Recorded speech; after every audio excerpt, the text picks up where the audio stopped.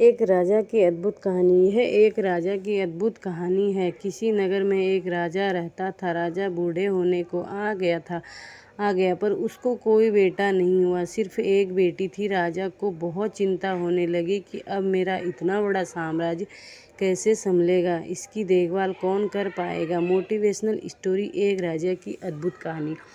एक दिन अचानक भगवान का नाम लेकर राजा ने यह निर्णय लिया कि कल सुबह जो भी हमारे दरवाजे पर आने वाला पहला व्यक्ति होगा, मैं अपनी बेटी से उसका विवाह कर दूंगा और अपना नया उत्तराधिकारी बना दूंगा।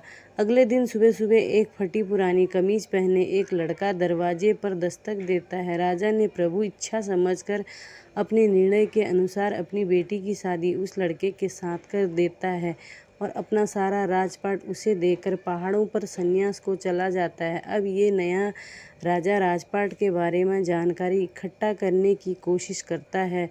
राज्य कैसे संभालना है, युद्ध में कैसे जाना है, क्या तैयारी होनी चाहिए ताकि बहुत अच्छा राजा साबित हो। उसने अलग अलग काम अपने अलग अलग मंत्रियों को दे रखा था, जैसे राजकोष वित्त मंत्री को, सेना की बागडोर सेनापति को और ऐसे ही अन्य कई मंत्रियों को अपने मंत्रिमंडल में शामिल कर रखा था।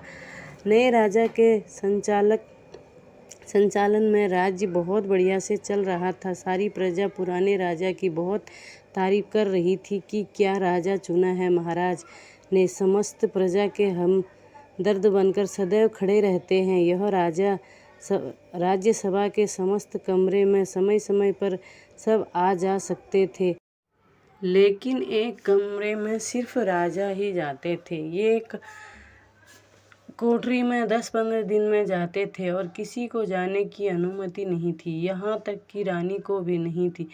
अब समस्त दरबारियों को जिज्ञासा हुई कि आखिर इस कमरे में ऐसा क्या है कि कोई इसके अंदर देख भी नहीं सकता।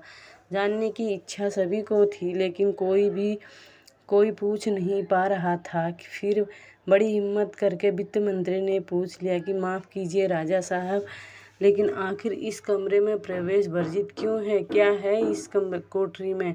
राजा ने उन्हें डांट दिया और कुछ नहीं बताया। कुछ दिन बाद सबने कहा कि हम अब सेनापति ही पूछ सकते हैं, इसकी बात राजा को माननी पड़ेगी।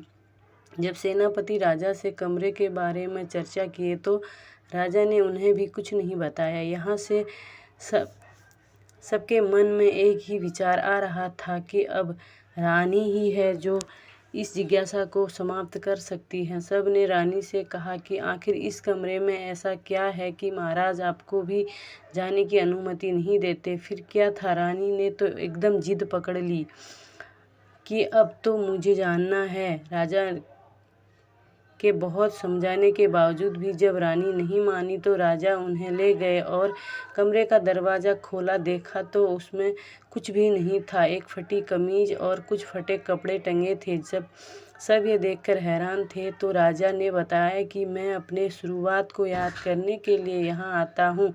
मुझे कभी यह अहंकार हो जाता है कि मैं राजा हूँ, मैं इस प्रजा का सम्राट हूँ, मैं ही सबसे बढ़िया हूँ, तो यहाँ आ जाता हूँ, आधे घंटे बैठा रहता हूँ, अपनी शुरुआत को याद करता हूँ और अपने आप को समझाता हूँ कि मैं यही था, यही मेरी शुरुआती थी।